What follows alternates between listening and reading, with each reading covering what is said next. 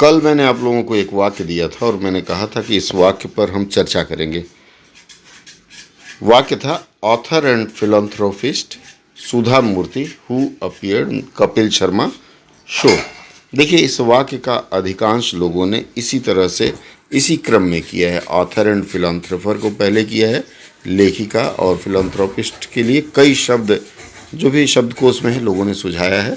फिर सुधा मूर्ति, उसके बाद कॉमर लगा के who appeared in the Kapil Sharma show, उन्होंने लिखा है जो कपिल शर्मा शो में शामिल हुई। अनुवाद आप लोगों ने सही किया, इसमें कोई दो राय नहीं है। लेकिन सबसे बड़ी दिक्कत यह है कि आप लोगों ने, अधिकांश लोगों ने, जो हिंदी की प्रकृति है उसका अनुपालन नहीं किया है। देखिए, होना क्या चाहिए यहाँ कि सबसे पहले अगर हम अनुवाद की बात करें तो सबसे पहले स्थान आता है।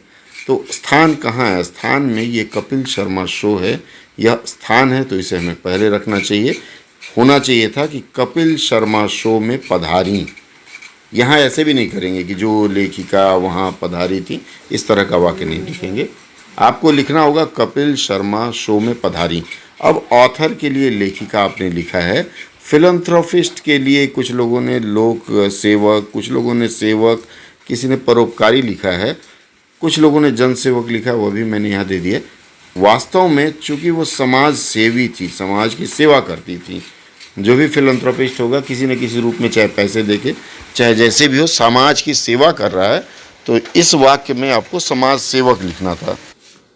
अब आगे बढ़ते हैं। इसके आगे आप लोग इससे समाज सेवी लिखे तो ज़्यादा अच्छा है।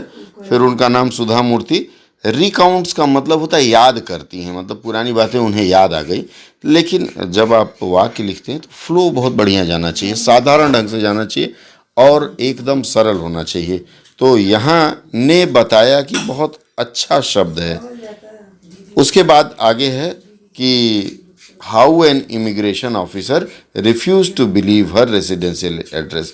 इसका मतलब है कि कैसे एक इमिग्रेशन अधिकारी ने उनके आवासीय पते का विवरण स्वीकार करने से, तो इसे जब लिखेंगे तो अगर साधारण तरह से हम कहें, वैसे भी आम बातचीत में भी ये बात आती है कि जब उन्होंने अपने निवास का पता 10 डाउनिंग स्ट्रीट बताया तो कैसे, हाउ है तो इसके लिए हमने कैसे यहाँ लिया है।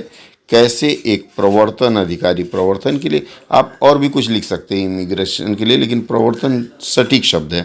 प्रवर्तन अधिकारी ने उनकी बात का विश्वास नहीं किया। बात का की जगह आप पर भी लिख सकते हैं, कोई त्रुटि नहीं होगी। देखिए, अनुवाद में हमेशा याद रखिए आपका वाक्य सही हो, सरल वाक्य हो, पढ़ने में आसानी हो और साथ में वह भाषा की प्रकृति के अनुसार हो। चलिए, आज की चर्चा में इतना ही। अगली चर्चा में हम फिर जुड़ेंगे ऐसे ही प्रश्न के साथ। आप लोग कमेंट बॉक्स में अपना सुझाव भेजते रहिएगा।